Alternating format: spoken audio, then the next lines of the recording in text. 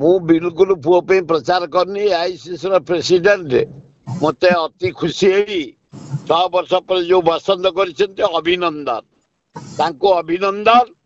ମୁଁ ତାଙ୍କୁ କୋଉଠି କଣ ଦୋଷ କରିଛି, କୋଉ କାମ କରିକିରି ମତେ 6 ବର୍ଷ କଢା ଯାଇଛି, ମୁଁ ତାଙ୍କୁ ନିଶ୍ଚୟ ନୋଟିସ ଜରିଆରେ ଜଣାଇବି।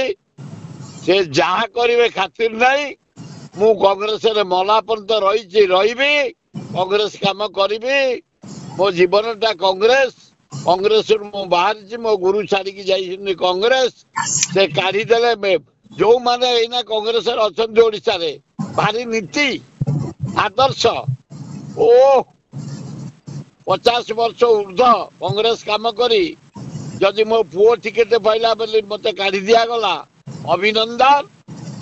କିଛି ଆପତ୍ତି ନାହିଁ, ଖାତିର ନାହିଁ, କୌଣସି ପ୍ରକାର ଦୁଃଖ ବି ନାହିଁ।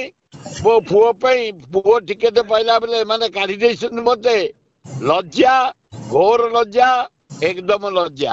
ଆପଣ କିଛି ବିଶୃଙ୍ଖଳା କରିନାହାନ୍ତି କାର୍ଯ୍ୟକ୍ରମ? ନାହିଁ, କେବେ କରିନି।